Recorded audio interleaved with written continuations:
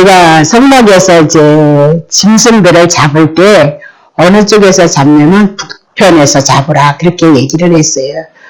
그러니까 그 짐승 죽음이 성막에서 죽은 짐승 죽음이 북편 쪽에서 이제 잡는 건데 예수님이 예루살렘 북쪽으로 오셔서 그곳에서 이제 죽으셨단 말이죠. 그래서 하나님의 예언의 말씀이 몇천 년의 역사를 통해서 예수님이 오신 거잖아요. 근데 어쩌면 그렇게 그 몇천 년의 역사를 통해서 그 말씀이 그대로 이루어졌는지 이제 그런 게 신기하고 참 놀랍다 그렇게 생각을 했어요. 그래서 우리가 아까 그 갈보리라는 것이 예수님이 십자가에서 죽으셨던 것이잖아요. 그것이 북쪽이다 그 얘기예요. 그럼 우리의 북쪽이 어느 곳이냐? 날마다 십자가 때문에 복음 때문에 육체의 소욕, 우리 겉의 사람 이것을 부인해 나가고 나 죽여서 그리스도 앞에 연합되어지는 것이 뭐예요? 갈보리고 북쪽이다 그 얘기를 하고 있었던 거죠. 예, 그래서 이제 오늘 할 것은 우리가 이제 지금 성령의 사역에 두 방편이 있다 그렇게 얘기를 했어요. 그래서 우리 내면에 성령의 사역이 우리 속에 성령이 임하고 생명이 임하는 그 사역이 먼저 우리 안에 들어오고 두 번째는 일적으로 성령의 역사가 오순절 마가의 다락방에서 예수님의 제자들에게 일어났을 때 일적으로 보여주는 방언을 한다든지 은혜가 나타난다든지 은사가 나타나서 예수님의 제자들이 복음만 전한 것이 아니고 하나님의 능력도 하나님의 권능도 함께 증거되어졌다는 것을 증거하고 있다. 그래서 그것이 상당히 많은 부분으로 우리가 성경을 말씀을 드릴 수가 있는데 몇 주만 더 하고 정리를 할까 그렇게 생각을 하고 있거든요.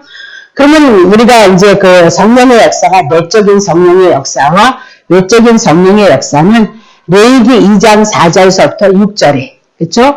네, 섞여서 떡이 되어지는 거하고 위에서 기름을 바르는 거하고 그래서 레위기를 통해서 이민하도 성령의 역사가 내면 안에 들어오는 것과 외적으로 보여주는 성령의 역사가 있었다. 그렇게 얘기를 했죠. 또 이따가 나올 거니까 지금은 안 하지만 에스겔서 36장을 통해서 내 속에 새 영을 부으시고 마음에 새 마음을 만드시는 그것이 보혜사 성령 우리 안에 내적인 역사였고 요에서 2장 28절을 통해서 만민에게 남종과 여종에게 말세의 지말에 성령을 부으시겠다고 했던 그 사건은 오순절 마가의 다락방에 성령이 임하는 사건을 통해서 외적인 성령의 역사가 이루어졌죠. 그래서 레위기에 있었던 2장 4절부터 6절의 말씀이 예수님을 통해서 이루어진 거고 에스겔서의 말씀도 이제 우리 내 안에 내주시는 성령의 역사도 이미라도 예수님이 가시고 성령의 오심으로 이루어졌고 외적인 성령의 역사도 사도행전 2장을 통해서 그리고 초대교회의 은혜와 은사들을 나타냄으로 말미암아 모든 말씀이 이루어지고 선포되어진 것을 우리가 알 수 있다. 그렇게 얘기를 했습니다. 자, 그러면 우리가 지난주에 내적, 내 안에 성령이 임하시는 내적인 성령의 임함, 그래서 이제 구원에 대한 그 확신이 우리에게 있겠는데 내적인 그 성령의 역사를 생명의 역사다 그렇게 얘기를 했죠. 우리가 죽었던 생명인데 내주하시는 성령의 하나님의 영이 복음이 우리 안에 들어옴으로 말미암아 우리가 하나님의 생명을 가진 자이다라고 그렇게 얘기를 했어요. 그래서 그 사건이 이제 요한복음 14장서부터 17장까지 예수님이 가시고 십자가에서 죽으신 다음에 뭐 보내주신다는 거예요. 보혜사 성령 보내주시겠다 했고 2000년 전에 다 이루어진 사건 속에 지금도 그 말씀은 진행 중이다.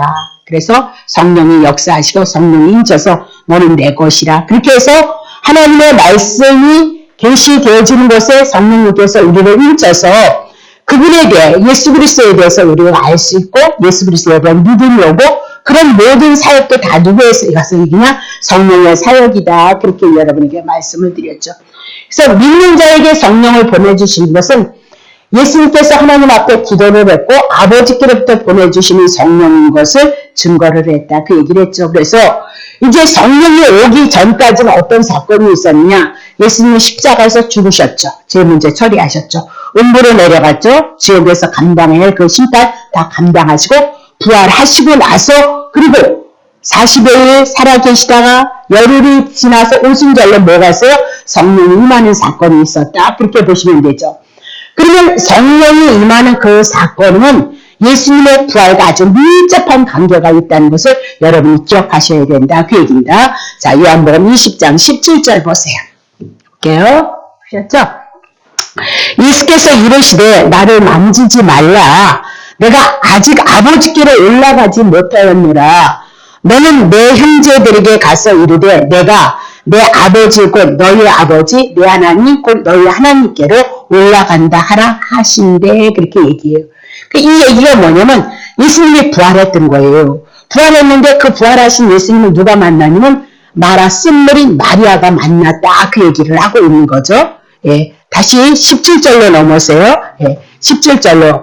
근데 예수님께서 이 마리아가 예수님이 너무너무 좋았던 거예요. 너무너무 좋아서 그만 부활하신 그 예수님을 만남으로 말미암아 예수님이 죽으셨을 때까지 죽으신 데까지 따라온 자가 누구였어요? 마리아들이었단 말이에요. 일곱 명의 그 마리아들을 향해서 대표로 성경이 얘기를 하고 있는데 가장 슬퍼했고 쫓아왔던 자도 마리아다. 그렇게 얘기를 한 거죠. 근데 그렇게 주님 앞에 사랑을 받고 쓴물이 단물이 되어진 거니까 너무너무 은혜를 받았기 때문에 주님의 부활도 가장 기뻐했는 사람이 누구였냐? 마리아였다. 그 얘기를 하고 있는 거예요. 그래서 마리아가 너무너무 기뻐가지고 예수님을 딱 만지려고 그랬는데 예수님이 나 만지지 마. 그렇게 얘기를 하고 있어요. 나 만지지 마. 그렇게 얘기하면서 왜 만지지 말아야 되냐? 내가 아직 아버지께로 올라가지 못했어. 그렇기 때문에 나 만지면 안 된다. 그 얘기예요. 그래서 예수님 부활하신 다음에 어디로 가셔야 돼요?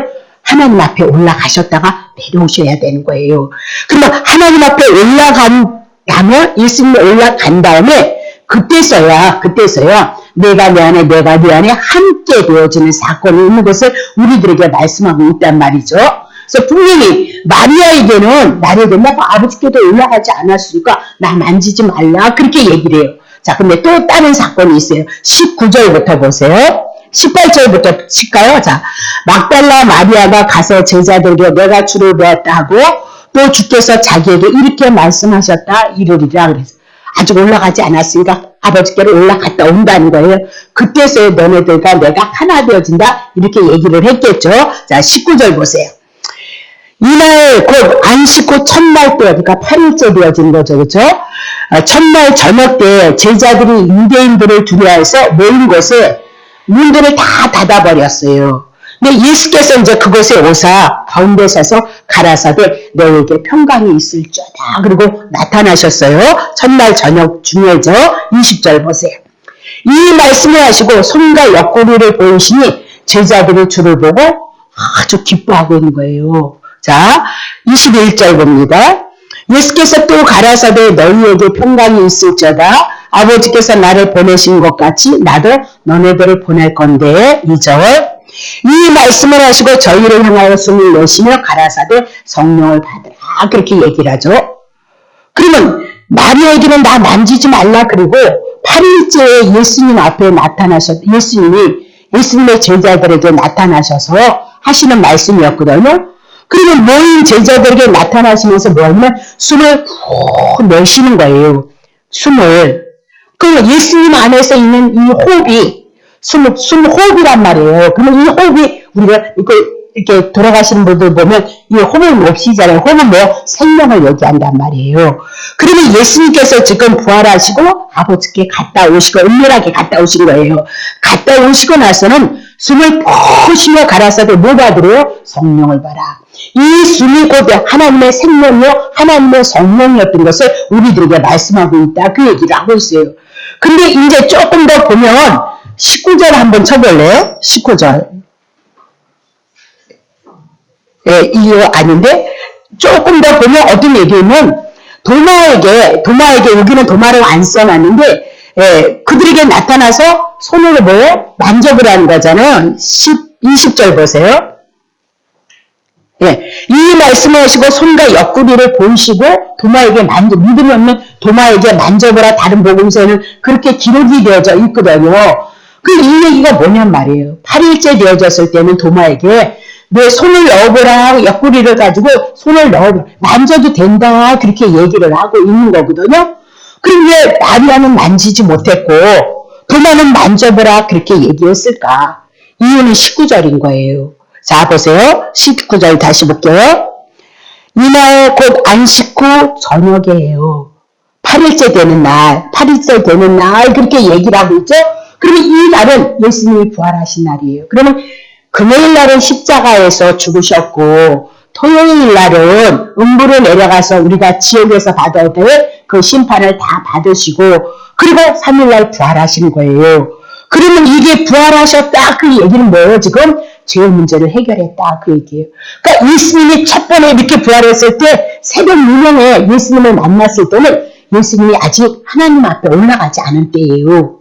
그래서 하나님 앞에 올라가지 않았다는 그 얘기는 아직도 마리아의 죄 문제를 위해서 죽으시고 음부로 내려가시고 부활하셔서 당신의 생명을 주시기 당신이 부활하시면 함께 부활하셨는데 아직까지는 하나님 앞에 먼저 바쳐지지 않았기 때문에 마리아는 주님을 만질 수 없었다는 거예요. 이라도 하나님 앞에 내가 저들을 위해서 죽고 저들을 위해서 내가 살았습니다. 그것을 하나님 앞에 먼저 바쳐진 다음에서야 그리고 나서야 그들이 주님을 만날 수 있었다는 거예요. 이게 이미라도 다 기록이 되어졌는데 다시 볼게요. 자, 그러면 왜 마리아는 만지지 못했느냐? 아직 주님 앞에 올라가지 않은 상태예요. 근데 도마는 8일째 저녁에 나타났단 말이에요. 그럼 부활하시고 하나님 앞에 이미라도 성경에는 기록이 안 되어 있는데 그게 만지지 말라. 내가 아버지 앞에 올라가지 못했어. 그렇게 얘기를 하더란 말이에요. 그리고 올라가고 난 다음에 다시 내려오시면 예수님과 예수님의 제자들이 어떻게 내 안에 내가 내 안에 하나가 되어진다는 얘기를 해요. 그러면 결국은 마리아는 아버지 앞에 올라가지 않은 상태고 8일 후 저녁에 도마에게 나타난 그 사태 옆구리를 통해서 만져봐라 했던 그 상태는 죄의 문제 해결하시고 하나님 앞에 올라가셔서 이민아도 오신 상태라는 거예요. 부활하시고 오신 그 상태. 그래서 하나님 앞에 다 예수 그리스도 안에 있는 자들의 죄 문제, 사망의 문제가 해결되어졌기 때문에 그때는 주님을 만져도 된다는 거예요. 주님을 만져도 된다. 그렇게 얘기를 하고 있는 거죠. 그러면 올라갔다 이 문제가 아주 굉장히 중요한 거예요. 우리는 그런 기록이 되어지지 않았지만 분명히 얘기해보면 나 만지지 마 그래요. 그리고 아버지께 올라갔다가 내가 한 일을 다 하나님이 보시고 내가 부활한 거에 대한 하나님의 응답하심이 있어서 다시 너네들에게 부활체로 40일을 있잖아요. 지금 그래서 나타나신 거잖아요. 그러니까 그 문제가 연관이 되어져 있단 말이죠. 그래서 결국은 아버지 앞에 은밀하게 다녀오신 거 그렇게 얘기를 하는데 요한복음 20장 17절 다시 볼게요. 너무 중요한 거예요. 자, 예수께서 이르시되 나를 만지지 마. 마리아가 좋아 죽겠다는 거예요. 부활했으니 얼마나 좋겠어요. 너 만지지 말라. 내가 아버지께 아직 올라가지 못하였어. 너는 내 형제들에게 가서 이르라. 내가 부활했다. 내가 내 아버지고 너희 아버지 내 하나님이고 너희 하나님께 올라갔다. 그렇게 얘기를 하라는 거예요. 올라가시고 이제 내려오셔서 8일째 이제 다시도 8일째 저녁에 도마에게 예수님의 제자들이 숨어있는 거죠. 벌벌 떨고 죽을까봐. 그러니까 거기 딱 오시는 거예요. 부활체로 나타나셔서 그분의 이제는 하나님의 생명으로 말미암아 시공간을 초월하는 상태가 되어져서 그냥 문이 열려버리는 거예요. 마음만 먹으면. 그래서 오셔서 뭐래요? 평강이 있을지어다. 그렇게 얘기하고 그 다음에 내 옆구리 한번 찔러봐. 만져봐. 그렇게 얘기를 하고 있더란 말이죠. 자, 그러면 이런 모든 사건들은 이라도 이런 사건들이 있었다면 구약에서 예언을 했어야죠. 어느 날 뚝 떨어져 있으면 안 된다는 거죠. 우리 했던 건데 레위기 23장 9절부터 10절 여호와께서 모세에게 일러 가라사대 10절 이스라엘 자손에게 고하여 이르라 너희는 내가 너희에게 주는 땅 가나안 땅에 들어가서 너희의 곡물을 거둘 때 첫 번째 것 너희의 곡물의 첫 이삭 한 단을 제사장에게 가져가라는 거예요. 제사장에게 바치라. 그럼 제사장에게 바치라는 건 누구에게? 하나님께 바치라는 것이죠. 그러니까 이 곡물을 가지고 비로 이스라엘 백성의 농사법을 통해서 곡물을 통해서 누구를 말씀하고 있는 거예요? 예수님을 얘기를 하고 있어요. 첫 번째 농사지어서 열매를 맺은 것을 하나님 앞에 바치라 그 얘기를 하고 있는 거죠. 그래서 하나님이 농사 지은 거예요. 예수님을 가지고 이 땅에 보내셔서 예수님을 통해서 첫 열매가 되게 하신 거란 말이죠. 자, 11절 제사장은 너희를 위하여 그 밤을 여호와 앞에 연락이 되도록 하는데 하나님은 흔든다 요제 얘기했죠. 부활에 대한 얘기예요. 그래서 뭐야? 안식일 이튿날 흔들 것이다. 그래서 8일째 부활할 것을 말씀하셨단 말이죠. 그죠? 네, 그러면 자 어디까지인가요? 자 거기까지 하고 14절 넘어가세요. 14절. 너희는 너희 하나님께 예물을 가져오는 그날까지 떡이든지 곡식이든지 색 이삭이든지 먹지 말라 그 얘기예요. 이는 너희가 그 거하는 각지에서 대대로 지킬 영원한 규례이니라. 그러니까 첫 번째 것은 절대 먹으면 안 되는 거예요. 누구한테 바쳐야 돼? 하나님께 먼저 바쳐야 된다는 거예요. 그래서 예수님께서 죽으시고 부활하시고 첫 번째로 누구에게 먼저 드리고 하나님 앞에 먼저 바쳐지는 거다. 그 얘기를 하고 있는 거죠. 그래서 마리아는 하나님 앞에 첫 번째로 부활했을 때 하나님 앞에 올라가지 않은 상태였기 때문에 만지지 말라. 그리고 하나님 앞에 올라갔다 내려왔을 때에 그때서야 제일 문제가 하나님 앞에 만족히 여김을 받았고 승낙이 되어졌을 때에 그때서야 너와 내가 하나가 되어질 수 있도다. 그렇게 얘기를 해요. 그러면 얘기를 통해서 분명히 말씀하신 것은 첫 열매는 집으로 가져갈 수도 없다. 사람이 먼저 먹을 수도 없다. 첫 열매는 누구에게 바치래요? 하나님 아버지께 바쳐야 된다. 그렇게 얘기를 하고 있는 거죠. 그래서 예수님이 부활하시고 마리아의 이 말씀을 통해서 결국 먼저 아버지 앞에 바쳐지는 그 사건을 우리가 내기를 통해서 말씀을 하고 있다. 그 얘기죠. 그래서 예수께서 땅에서 이끈 첫 곡식 단으로 먼저 하나님 앞에 드려졌다. 그 얘기예요. 그러니까 마리아가 하나님 앞에 올라가지 않은 상태 속에서 하나님 앞에서 예수님이 부활하시고 죄의 문제를 다 해결했다는 그 인치심이 만족함이 없는 상태 속에서 만약에 마리아가 만졌다면 마리아는 하나님 앞에 죄의 문제가 예수님을 통해서 온전히 인침을 받지 못했기 때문에 마리아는 죽을 수밖에 없었다는 거예요. 그래서 마리아를 사랑하시기 때문에 뭐예요? 만지지 말라. 그렇게 얘기를 했던 거죠. 그러나 8일째 되어지는 저녁 후에는 하나님 앞에 갔다 왔고 하나님 앞에 인정을 받았고 하나님 앞에 만족을 시켰고 그래서 사람의 만족이 되어지시기 위해서 지금 예수님의 제자들 그를 믿었던 따랐던 예수님의 제자들에게 먼저 와서 어떻게 해요? 먼저 오셔서 말씀하시는 거예요. 평강이 있을지어다. 그리고 내 옆구리 만져봐, 찔러봐, 눌러봐 그렇게 얘기를 하고 있다라는 거죠. 자 그러면 고린도전서 15장 45절 하나님 앞에 올라가서 하나님의 만족이 되어지고 하나님의 승낙이 이루어진 거죠. 그래서 기록된 바 첫사람, 그죠? 구약의 창세기에 있는 첫사람 아담, 선악과 따먹었던 사람은 산 영인 거예요. 그래서 언제든지 죽을 수 있는 생명이었던 거죠.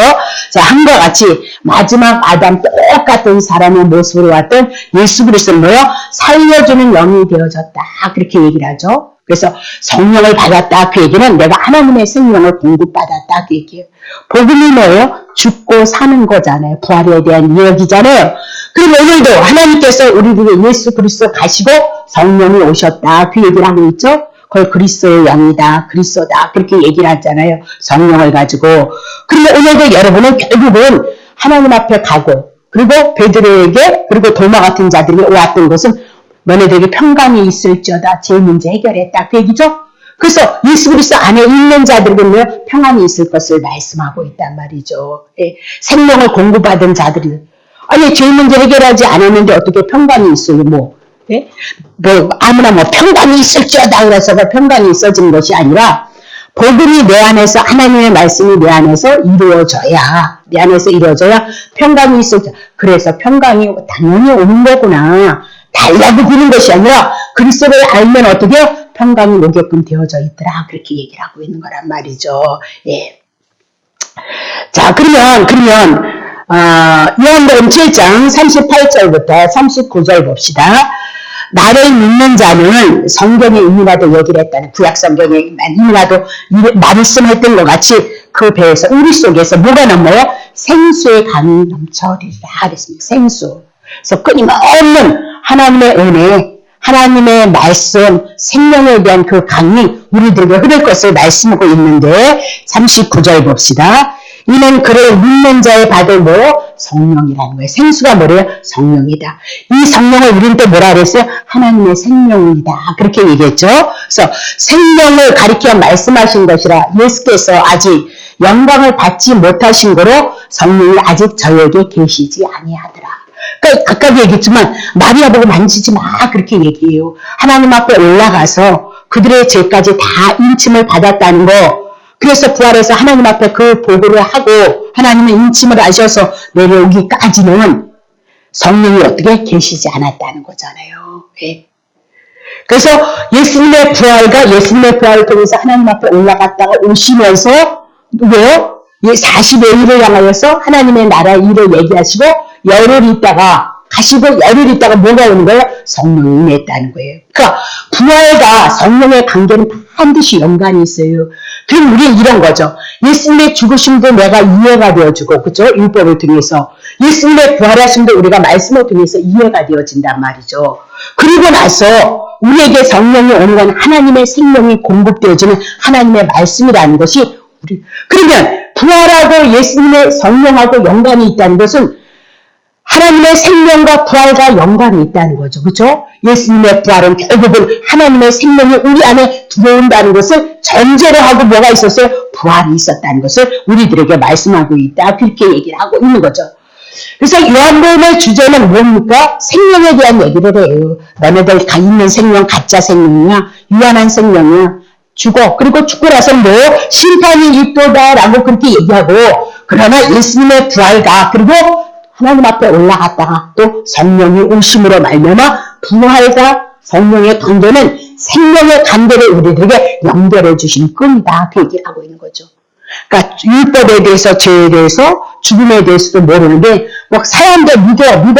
그래서 믿어지냐? 절대 그렇게는 안 믿어지는. 그냥 믿으려니까 그런가 보다 인식 개념 속에만 있는 것뿐이에요. 그냥 담고만 지식으로 그런가 보다 이렇게 담고만 있는 거지 내게는 생명이 되지 않았다는 거죠. 근데 이런 문제는요. 제가 집사 때 은사사역 굉장히 많이 했잖아요. 아시다시피 열심히 했어요. 너무 순진해가지고 너무 그게 단 줄 알고 그것만 목숨을 걸었고 그리고도 그렇게 힘든데도 능력 달라고 맨날 기도를 했어. 네.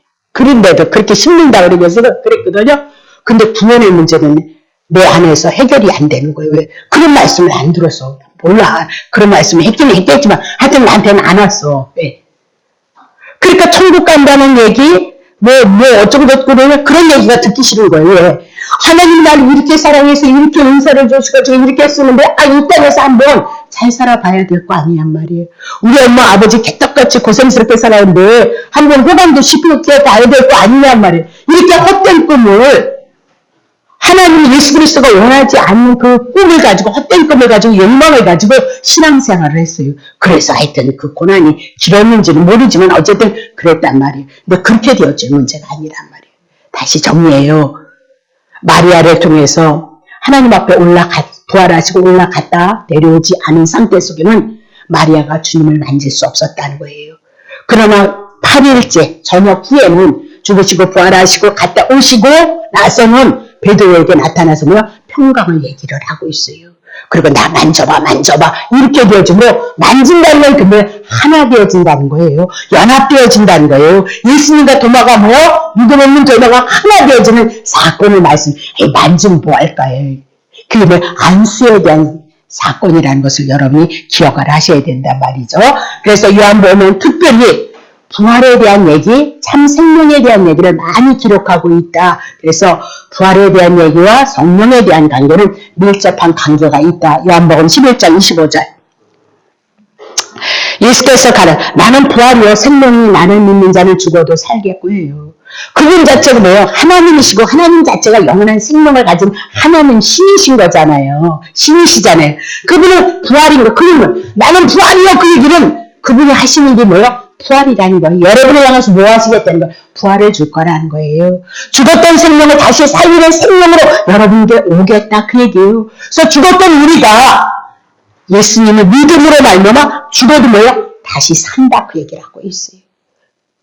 그래서 우리는 누구나 한 번은 선악과를 따먹었을 때 하나님과 우리 선악과 따먹고 아담과 하와가요 900 몇 살까지 살았잖아요. 그리고 죽는단 말이에요. 그 관계는 어떤 관계냐? 하나님 앞에 영적으로 죽은 관계고 혼은 우리와 일반인과 같이 똑같이 살았던 세계란 말이에요. 그러나 계시록을 통해서 우리는 어떻게 해요? 두 번째 사망이 있다는. 근데 믿는 자는 두 번째 사망이 없어요. 왜? 이르라도 예수 그리스도의 그 부활의 영원한 생명에 참여했고 천국에 참여한 자가 되어졌기 때문에. 그러면 믿지 않는 자의 두 번째 심판은 어딘 거예요? 음부의 불못이에요. 지옥불이다. 그렇게 얘기를 하고 있다고요. 그래서 나를 믿는 자는 뭐예요? 그분이 부활이니까, 그분의 영원한 생명이니까 그것을 위해서 일을 하시는 분인 것을 우리들에게 증거하고 있다. 그렇게 얘기를 하고, 그 부활의 생명이 곧 뭐예요? 성령이 우리 안에 복음으로 하나님의 말씀으로 나를 믿게 하시는 그 영으로 우리에게 오시는 게 무엇이요? 성령의 역사이다. 그러니까 성령의 역사가 아닌 것은 이런 것이 우리 안에 담겨질 수가 없고 믿어질 수가 없다는 거예요. 그래서 예수 믿는 중에 가장 힘든 분들이 뭐냐면 그분에 대한 믿음이 없이 예수를 믿는 것이 얼마나 어렵냐고요. 그거 정말 어려운 거예요. 예? 믿고는 싶으나 믿어지지가 않으면 어떡해. 예? 예? 근데 어떤 분은 어떤 순간을 향해서 우리가 성경 전체를 다 모르지만 부분적으로 분문적으로 알도 그것이 어떻게 해요? 은혜가 되어져서. 그래서 우리 이렇게 앞에 보면 이렇게 장로님, 권사님들이 있으시잖아요. 예, 우리 장집사님네도 그렇고 장로님네도 그렇고 안수집사님. 예, 많이 끄떡끄떡하면요 제가 희열을 느낀다니까요. 아니 못 느끼는데 이렇게 하시겠어요? 예? 그게 제가 잘해서가 아니라 맨날 해서가 아니라 성령님께서 그들의 길을 인치시니까 그들 그 말씀이 어떻게 소화가 되어지고 믿어진다는 거잖아요. 그거보다 더 중요한 게 어디 있어요? 은사를 받았어도 그런 말씀은 하나 안 믿어지는데. 예? 결국은 그렇게 되어지면 결국은 그분은 혼적인 것들이 발달해서 어디로 가요? 선악과 인간의 혼적인 겉에 대한 신앙심만 갖고 판단을 한단 말이죠. 안 된단 말입니다. 자, 그러면 부활의 생명을 우리에게 주신 분이 그분이 첫 번째 부활이 되셨고 그 부활을 통해서 생명의 관계고 생명의 관계는 다시 우리에게 성령으로 내적으로 우리들에게 성령의 이 마음을 우리들에게 말씀하고 있다. 그렇게 얘기해요. 요한복음 12장 24절. 요한복음 12장 24절. 내가 진실로 너희에게 이르는 한 알의 밀이 땅에 떨어져 죽지 아니하는 한 알 그대로 있고 죽으면 많은 저 이거 갖고 얼마나 기도를 했는지 몰라요. 내가 한 알이 밀알이 되어져야 된다. 죽어야 되느냐 썩어야 되느냐 부서져야 하느니라 막 맨날. 근데 얼마나 성경을 보니까 그렇게 가르쳤으니까 이게 웬 말이요. 이건 내가 죽어야 될 문제가 아니고 누가 죽으셔야 돼요? 우리의 구원자 되시는 메시아 되신 그분이 우리를 위해서 죽는다는 거 아니에요. 그래서 너네들 살라 그 얘기를 하고 있는 거죠. 그건 하늘과 땅인 거예요. 이 말씀은 아무것도 아닌 것 같지만 하늘과 땅이라고요. 우리는 목중 이미나도 죽어버렸기 때문에 죽을 수 있는 생명조차도 없는 존재인데 맨날 죽는 데는 네? 하나의 미랄이 되어진다. 그러니 얼마나 힘들겠어요. 하나의 미랄이 되기를 원하는데 남편 몸이 승질이 나는데 열받는데 예? 아니 한마디로 죽일 것 승질나면 10마디로 죽여버리는데 뭘 죽어요. 여러분 안 해보셨는가 보네. 예. 실력자들이시 그렇게 안 된다는 거예요. 그러니까 맨날 더 가서 해결을 하네. 예? 맨날 그런 삶을 살아가니까 얼마나 삶의 멍에 무게가. 제가 또 고통스러웠던 것은 그 주의 정도를 적어도 주일교 목사님 그랬잖아요. 일반 성도들은 2시간 기도해야 된다고 그랬고 목사들은 뭐요? 4시간을 해야 된다. 그런 책을 내가 나중에 그러더라니까 이 팔자를 어떻게 하면 좋니? 어떻게 살아가겠느냐 그 얘기. 어떻게 하냐 그 얘기. 예. 호범을 어떻게 하냐 그 얘기를 하고 있는 거죠. 예. 그래서 로마서 8장 중보 기도도 누가 해주신다고요? 예, 주님이 해주시잖아요. 그래서 성막의 향단이 누구인 거예요? 예수 그리스도였던 거예요. 예. 그러므로 우리 안에 그리스도가 들어왔으므로 우리는 이제 그리스도를 위해서 뭐예요? 찾고 구하고 두드리는 일들을 우리가 해야 되는 거죠. 예. 그 일을 하시면 된다니까요. 그 일을. 예. 자, 그럼 다시 볼게요. 하늘의 미랄을 오셨다. 밀은 땅의 원료이다. 그래서 가루, 소재, 그분이 누구냐? 주님에 대한 이야기다. 그렇게 얘기를 해요. 그래서 요한복음 6장 전체는 뭐예요? 생명의 떡이신 예수 그리스도를 우리들에게 증거하고 그분이 우리들에게 생명의 양식으로 왔다는 거예요. 그럼 여러분이 뭘 먹어야 되냐? 예수가 그리스도. 예수 가시고 그리스도의 성령으로 우리에게 오셔서 이 말씀을 알게 되어주고 묵은되어지게 하시고 은혜되게 하시는 그 예수 그리스도에 대한 말씀을 먹어서 날마다 우리 속에서 뭐가 넘치는 생명이 차고 넘쳐야 된단 말이에요. 혼적인 지식, 세상에 대한 지식은요, 그거 여러분들에게 나중에 이제 할 건데, 여러분 차고 넘치면요, 판단, 정죄, 분별, 이쪽으로만 발달을 해요. 그럼 그거 자기 죽이는 일이에요. 자기 안에서도 오장육부 속에 죄가 있는데 그렇게 정죄하고 판단하는 일에서 신앙생활을 해나가면서 매맞아가면서 신앙생활 이유가 뭐 있냐고요. 예?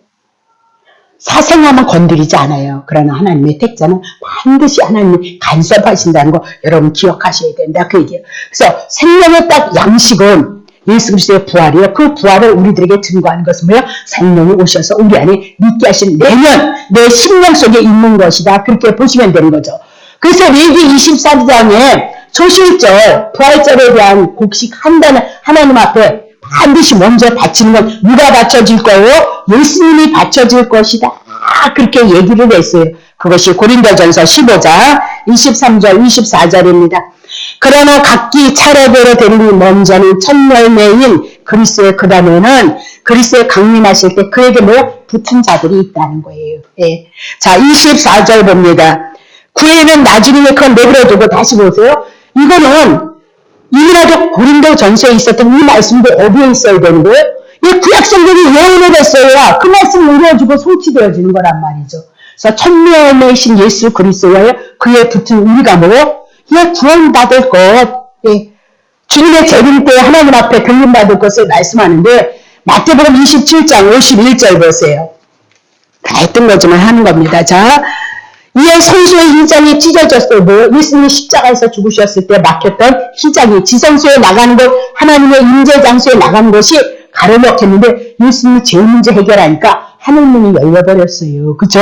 그래서 성소의 휘장이 위로부터 아래까지 찢어 둘이 되고 땅이 진동을 하고 바위가 터지는 거예요. 자, 2절. 무덤들이 열리며 자던 성도들이 모니 구약의 성도들이 모여 예수님의 십자가 죽으심의 사건을 인해서 하나님 앞에 나아가는 길이 열려져서 성도들이 모여 일어나고 부활되어지는 사건이 있었던 것을 우리들에게 말씀을 하고 있더란 말이죠. 자, 3절 볼게요. 예수의 부활 후에 저희가 무덤에서 나와서 거룩한 성이에요. 부활한 다음에는 어떻게 해요? 거룩한 성, 하나님의 나라에 들어가는 많은 사람에게 보이더라. 그렇게 얘기해요. 그럼 구약에 사던 성도들이 어떻게 하나님의 나라에 임할 것이냐.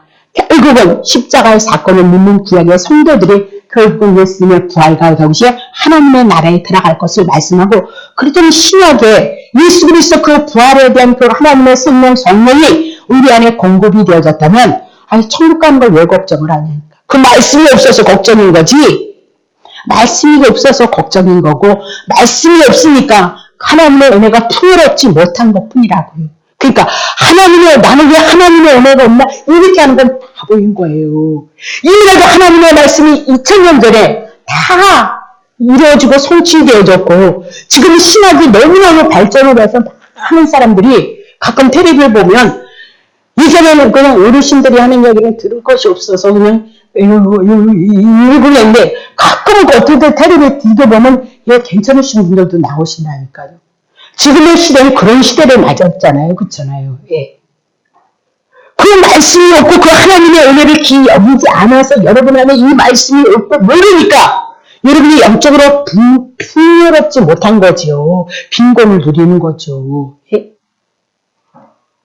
하나님이 하나님처럼 정말 그분을 하나님이신데 이렇게 생각을 한다면, 그분으로부터 은혜를 공급받고 그분으로부터 하나님의 생명을 공급받는 생명으로 우리가 살아가고 있다는 사실을 안다면 우리가 예수님에 대해서 그렇게 무관하게는 살아갈 수 없는 거란 말이에요.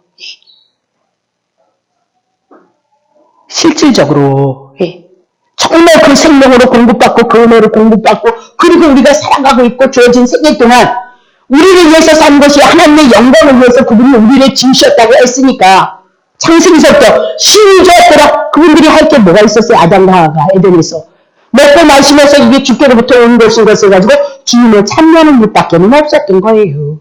재창조 속에서 우리도 십자가를 통해서 구원하시고 부활하신 그 주님이 우리를 향해서 베푸실 그 은혜는 결국은 주님을 찬미하는 삶이라고요.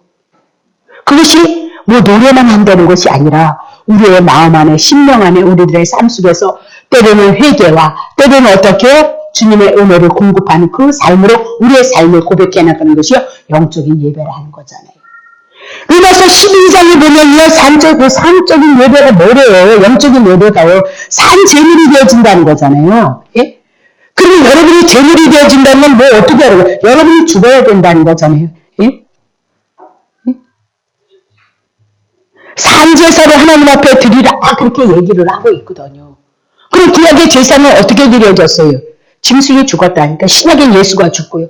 그럼 예수 그리스도가 온 우리는 육체에 대해서 죽어야죠. 육신의 생각, 혼의 생각에 대해서는 죽고 그리스도의 마음과 그리스도의 생각과 그리스도의 뜻으로 우리가 살아가는 삶을 고백해 나가야 우리 안에서 생명의 역사가 있는 거지. 머리는 머리만 있고 삶으로는 없으면 어떻게 되는 거예요?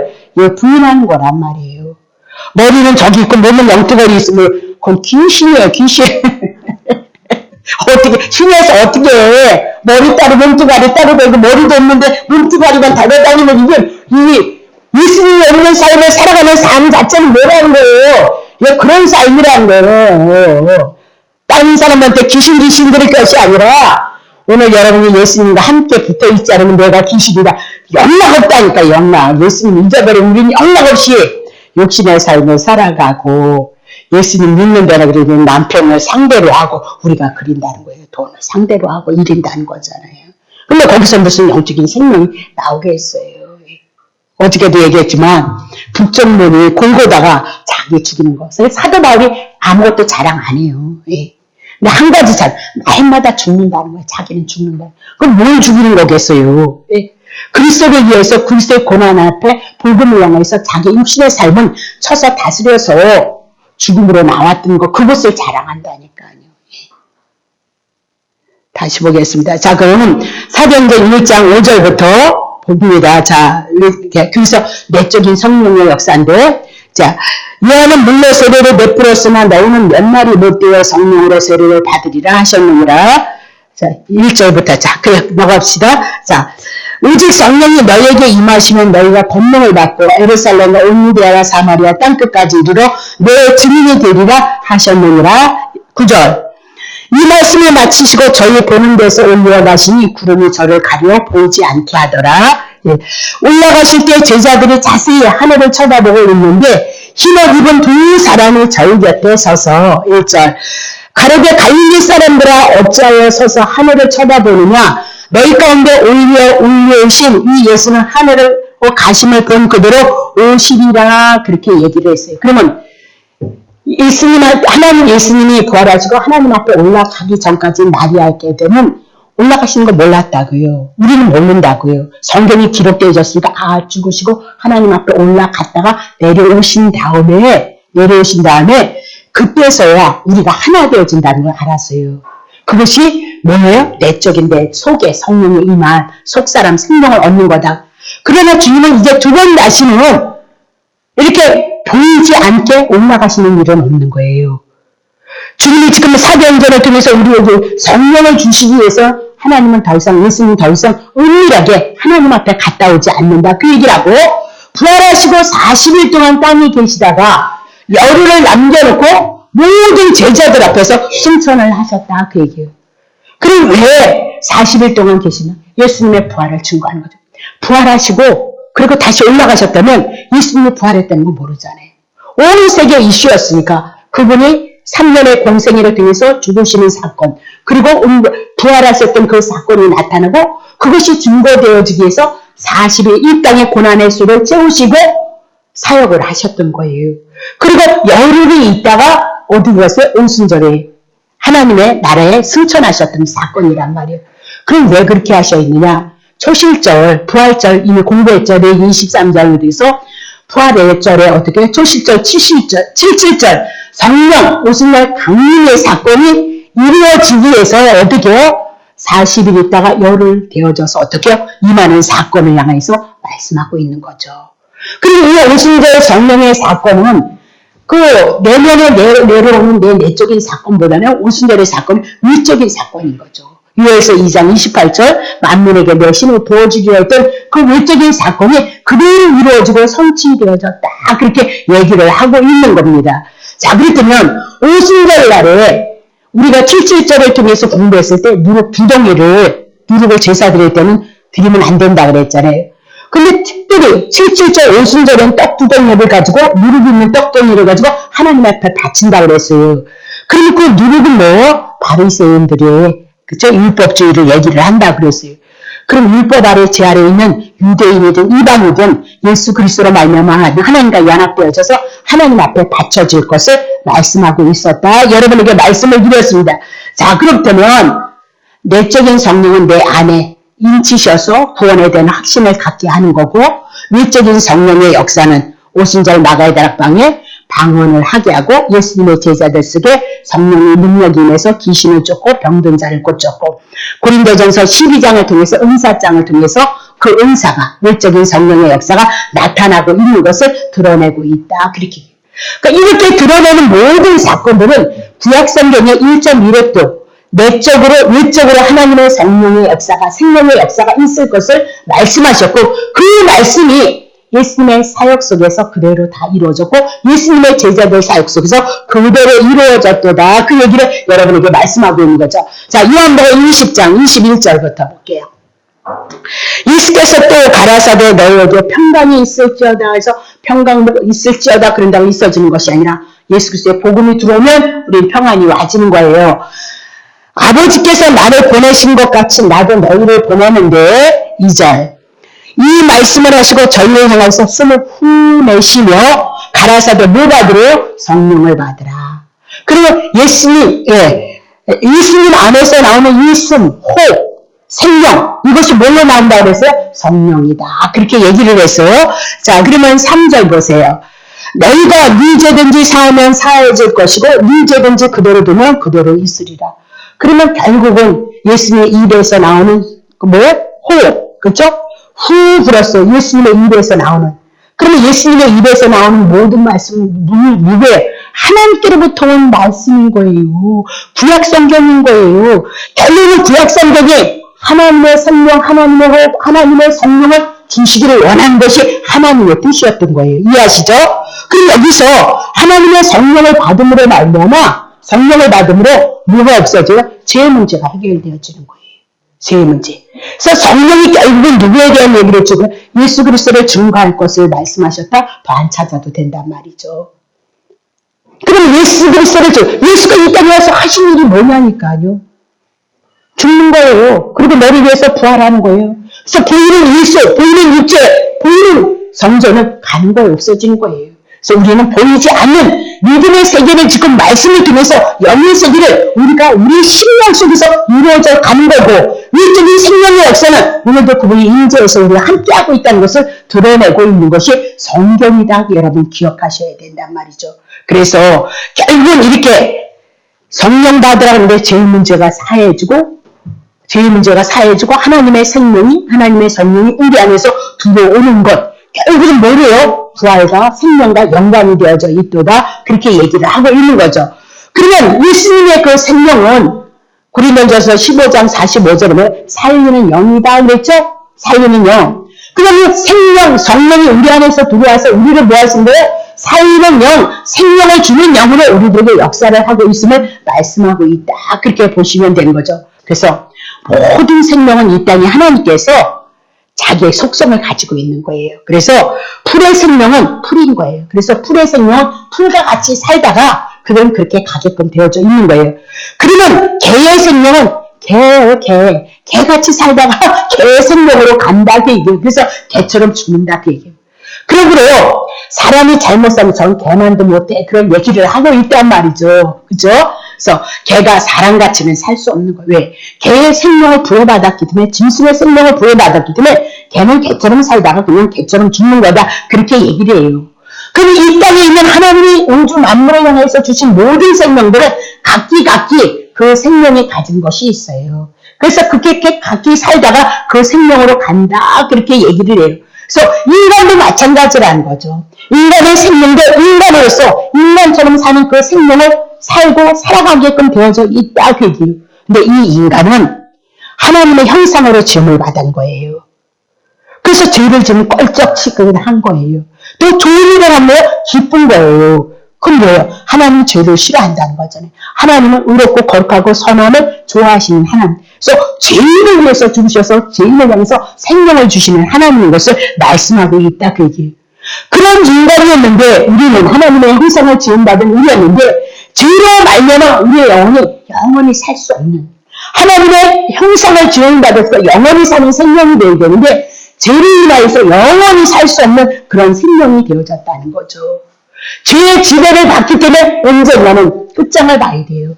죄에 대한 죄값을 지불해야 되고 음부로 빠져야 되고 죽을 생명밖에는 살아나지 못한다 그렇게 얘기해요. 그래서 죄를 지었던 인생들은 하늘을 볼 수도 없고 하나님의 생명을 찾지도 않아요. 그래서 자기가 하나님의 택한 백성 그나마 아프고 힘들 때 그냥 그래도 불교 가지 않고 어디를 찾아와요? 교회를 어스러움 자기가 오는 것 같지만 결국은 배우기 위해서 뭐예요? 주님이 몰아서 모셨는데 내 새끼야 그러고 어디를 집어보내는 거예요? 교회를 집어보낸단 말이죠. 교회로. 그래서 우리가 이렇게 누구를 통해서 왔든 하나님의 생명 안에 공급이 되어져서 우리가 교회에서 신앙생활에 나가고 있다. 자, 그러면 이 죄에 대한 생명은 우리가 지금 육신에 영적으로는 예수 믿지 않는 사람이 하나님을 모르니까 그들의 삶은 혼적인 삶을 살아가잖아요. 지금 그렇죠? 그리고 혼적인 그들의 마음이나 생각으로 인해서 그들이 살아가고 있는 거예요. 근데 죄를 인해서 사망 안에서 누구든지 이 땅의 삶을 살아가는 자들을 고통스러워하는 살아가는 거예요. 그렇죠? 그 선교사님이 얘기를 하고 있잖아요. 대한민국처럼 잘 먹고 잘 버리는 데가 어디 있냐. 그런데도 만족하는 사람이 없어요. 그렇잖아요? 이것도 감사합니다. 저것도 감사합니다. 만족하는 것이 없고 늘 부족함을 느껴서 더 막 통장에도 돈을 좀 쌓아놔야 되고 막 뭐에도 좀 쌓아놓고 그러니까 제가 당뇨가 있어가지고 곡식을 막 사라 그래가지고 이것저것 샀잖아요. 막 수수도 사고 살겠다고 하여튼 막 샀고 쎄는 근데 그게 좋다는 걸 알았어요. 저는 그런 걸 잘 몰랐거든요. 그게 그냥 있다는 것 자체만 해도 배가 부르더라고요. 그 행복하대요. 그거 행복하더라고요. 그래서 내가 사람이기 때문에 그럴 수 있겠다. 예. 없을 때는 몰랐지만 그거 쌓아놓으니까 그게 그렇게 행복합니다. 다시 얘기할게요. 그러면 몸은 흙에서 나서 우리 제 인생은 흙으로 살다가 결국은 흙으로 돌아가는 육체에 불과한 그런 인생들이다라고 그렇게 얘기를 해요. 그래서 이 흙으로 났기 때문에 흙에서 사는 것을 지혜를 통해서 땅에서 배워요. 그래서 예수 믿지 않는 사람도 세상을 살아가더란 말입니다. 땅에서 어떻게 살고 어떻게 벌어야 되고 어떻게 써야 되고 그런 지혜가 있어서 그들도 이 땅의 삶을 다 살아간다 그렇게 얘기를 해요. 그러나 마지막을 마무리하는 그 가정은 가련한 인생인 거죠. 그냥 끝나는 인생인 것이면 오히려 괜찮겠어요. 어디로요? 음부로 빠져야 되는 거예요. 불못으로 빠져야 된다는 거예요. 근데 이게 젊었을 때 저는 하나도 믿음이 안 나서 이런 게 믿음, 70, 80대에서 가는 얘기를 못해. 30대, 40대 그냥 한참 그냥 불러불러 해가지고 열받아서 하나님의 축복과 능력을 받아서 날 뛸 줄 알고 그런 생각을 해가지고 이런 건 생각도 해보지도 않았고요. 그리고 말씀이 아주 하나도 은혜가 안 되는 거예요. 그리고 제가 이번에 이제 이렇게 갔는데 주 하나님 지으신 모든 세계 그런 찬양이 있죠. 집사 때는 그런 얘기가 짜증나서 깼어. 막 불러 이런 성경이 신난거려야 되는데 주 하나님 지으신 그게 은혜가 안 돼서 아주 7일 그 4절까지 있어 또. 가서 해보니까. 그리고 또 뭐예요? 우리 저기 어디 갔었거든요. 청평 어디 꽃동산인가 멋있게 갔는데 그리고 또 이제 그런 걸 보려니까 주님을 참 아름다워라 그거 내가 또 얼마나 싫어했는지 몰라. 그 나랑 상관이 없는 거니까. 근데 제가 놀랐어요. 이 말씀의 세계가 들어오니까 그 찬양이 왜 그렇게 은혜스러운지 얼마나 감사한지. 저도 많이 소심하잖아요. 근데 너무 감사해가지고 그 찬양을요 얼마나 열심히 나만 열심히 나만 좀 깨서 나만 열심히 한다 했더니 다른 목사님 더 열심히 하더라니까요. 그렇게 바뀌어요. 그렇게 영혼이 바뀌더라. 난 다른 얘기 하고 싶은 게 아니에요. 그렇게 바뀌어요.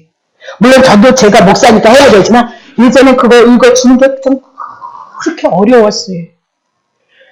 그래서 큰 데 있을 때 막 이거 전단지 갖다 오죽하면 아들들 그때 당시 1,000원이면 대단한 돈이었어요. 1,000원씩 주고 이만큼씩 해가지고 가서 날라. 1,000원씩 줄게. 그리고 우리 애들이 전단지를 준대. 이주주권자가 내가 조장했고 저기 했거든요. 나는 못해. 무서워서 아파트는 경비 아저씨 만날까 못하거든요. 그러니까 이주권자가 다 했지 그냥. 막 5층까지 올라가면서 막 나는 5층이 무서운 것이 아니라 사람이. 근데 정말 말씀이 내 안에 들어오고 복음이 들어오니까요. 정말 그게 바뀌더라고요. 저도 놀란다니까 저도. 예. 그렇게 바뀌더라고요. 찬양하는 거는. 그러니까 어떤 권사님이 진심으로 당신이 이렇게 찬양도 하고 진심으로 이렇게 기도를 그게 진심으로 하고 싶은 게 아니라 그만큼 영혼의 은혜가 쌓이고 부딪혀서 진심이 고백이 되어질 수밖에 없는 거예요. 그렇게 우리의 영혼이 그렇게 변해야 되는 거예요. 그러니까 변화되게 하시옵소서. 이거 하지 마시고 생명의 떡 예수 먹으셔야 돼요. 먹을 때마다 은혜가 쌓이잖아요. 그분이 아시는 것은 어저께 얘기하더만 계시록 21장 끝나는 게 뭐예요? 주 예수 그리스도의 은혜가 너희들에게 있어. 은혜로 끝나잖아요. 창세기에 천지를 창조하시고 하나님 일하시고 시작을 일하신다고요. 끝내는 건 뭐예요? 은혜를 끝내버리고 그것을 일하시는 분인 것이 누구예요? 하나님이시고 예수 그리스도를 통로 삼아서 일하셨던 거란 말이에요. 그래서 하나님 나는 농부야 그렇게 얘기를 하잖아요. 누구를? 포도나무 여러분 보셨나요? 참 잘 몰라요. 포도나무가 이렇게 뭐 굵지는 않잖아요. 그죠? 그리고 막 꼬이고 막 간다는 데서 뭐가 나온 거예요? 예수님이 그런 모습으로 온 거예요. 그냥 불 쏘시게 뺏기는 목재로 쓰일 수가 없는 거잖아요. 왜 그런 거예요? 여러분과 내가 그 모습을 하고 있기 때문에 그 모습을 다 안고 품기 위해서 포도나무로 오신 거예요. 근데 열매는 어떤 거예요? 막 수록수록 막 열리잖아요. 그게 여러분과 나란 말이죠. 왜 그렇게 오셔야 되는 거예요? 하나님이신, 우리 알 수도 없지만 보지 못했으니까 하나님이신 그분이 그 영광, 그 빛을 가지고 참 생명을 가지고 왜 이 땅에 오신 거예요? 육이 영으로 거듭나는 거, 하나님의 생명으로 거듭나기 위해서는 누가 필요한 거예요? 예수 그리스도가 이 땅에 오신 거란 말이에요.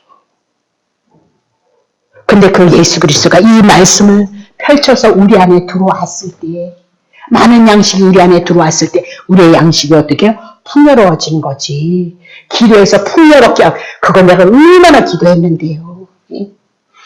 근데 안 되더라고요. 진리가 내 안에 들어오지 않으니까 안 되는데 들어오니까 바뀌어지더라. 그 얘기를 하고 있는 거죠. 자, 그러면 진리, 은혜로 생명의 성령을 받았다는 것은 주님 자체를 받은 거라는 거예요. 성령이 내 안에 들어왔다? 그러면 성령이 누구 준 거야? 예수 그리스도 증거할 때 우리 안에 들어오는 거예요. 그러면 그분 자체가 들어온 거예요. 그래서 그분 자체가 모여서 영적인 생명으로 시작하는 거예요. 많이 먹고 많이 훈련받고 연단돼서 어떻게 장성한 자가 되어져야 된다는 거예요. 이렇게 넘어졌다 저렇게 넘어졌다 그러는 거죠. 그 넘어지면 뭐일 거예요. 예? 천사가 와서 막 도와주셔. 예. 우리는 분명히 그런 가정이 가족에는 분명히 누구나 있어. 저도 있으니까. 그러나 거기서 그래서 왜 맨날 예배가 필요한 거예요. 거기서 자꾸 세워지도록 예배가 필요하고 말씀 필요하고 양식이 필요한 것을 우리는 깨달아간다. 그 얘기예요. 성령 내 안에 받았다면 영으로 우리가 뭐요? 새롭게 태어났다. 그렇게 얘기하고 소망이 없는 우리에서 그분이 십자가를 지심으로 말미암아 약속하신 그 성령이 레위기를 통하여서 그렇죠? 에스겔을 통해서 유언서를 통해서 했던 그 성령이 우리들에게 임한 것이다. 그렇게 얘기해요. 그래서 예수님 안에서 생명 호흡이 후불어진 것 하나님의 말씀, 하나님의 뜻이었는데 그게 뭐라고요? 성령이고 그게 뭐라고요? 생명 영생인 것을 우리들에게 말씀하고 있더라. 그렇게 보시면 된 거죠. 그러면 죄 가운데 떨어졌던 우리를 예수님 부활하시고 오셔서 성령 받아 그랬던 것은 우리는 재창조했다는 거예요. 재창조. 그럼 예전의 창조는 뭐예요? 없어지는 거고 다시 새롭게 되어진 여러분 예수님의 부활과 예수님의 생명으로만 우리는 어떻게 재창조되어져 가고 있다는 사실을 놓치시면 안 된다니까요. 잠깐 나그네로 넘어질 수도 있고 쓰러지. 그거는 저도 있으니까 얘기할 것이 없어요. 예. 그것을 바라봐 줄 수 있는 여러분과 내가 되어져야 된다. 그렇게 보시면 되는 거죠. 예, 다 못하겠네. 거기까지만. 그래서 하다 보니까 많은 말씀들이 있는데, 예, 그래도 중요한 부분만 조금 몇 주만 더 다루고 또 다른 거 다뤄드리도록 그렇게 해 나가겠습니다. 기도하겠습니다.